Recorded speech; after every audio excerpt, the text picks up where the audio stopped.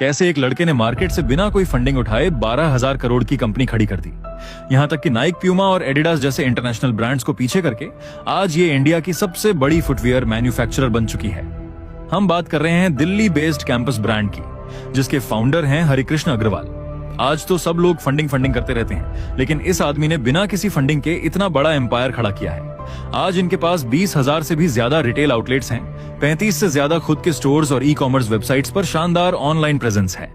लेकिन छोटे से बिजनेस को इंडिया का सबसे बड़ा फुटवियर ब्रांड बनाने में हरिकृष्ण अग्रवाल ने कितना स्ट्रगल किया था, ये बहुत कम लोग जानते हैं। हरिकृष्ण अग्रवाल एक मिडिल क्लास फैमिली से बिलोंग करते थे।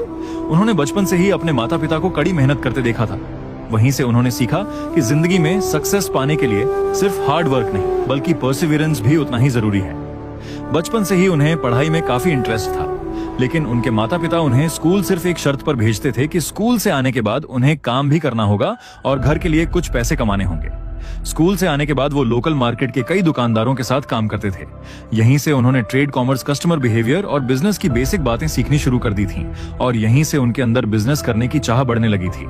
सिर्फ 18 साल की उम्र से ही उन्होंने छोटे छोटे बिजनेस करना शुरू कर दिया था। वो मार्केट से सामान खरीदते और थोड़ा मार्जिन जोड़कर उसे आगे बेच देते। ऐसा उन्होंने कई सालों तक किया। इसी दौरान उन्होंने डिमांड और सप्लाई, कस्टमर प्रेफरेंस और क्वालिटी की अहमियत को बहुत करीब से समझा। फिर 1980 के दशक में उन्हें फुटवियर मार्केट में एक बड़ा गैप दिखाई दिया। उन्होंने देखा कि मार्केट में या तो बहुत महंगे जूते मिलते थे या फिर बहुत खराब क्वालिटी के।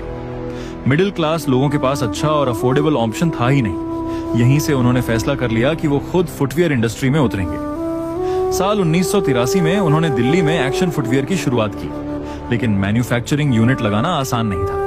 उनके पास पर्याप्त पैसे नहीं थे, इसलिए उन्होंने दोस्तों और परिवार वालों से उधार लिया, अपनी सेविंग्स लगाई और किसी तरह शुरुआती पूंजी का इंतजाम किया। उस समय छोटी कंपनियों के पास एडवांस मशीनें नहीं हुआ करती थीं, इसलिए उन्हें बेसिक मशीनरी और लोकल लेबर के साथ काम शुरू करना पड़ा।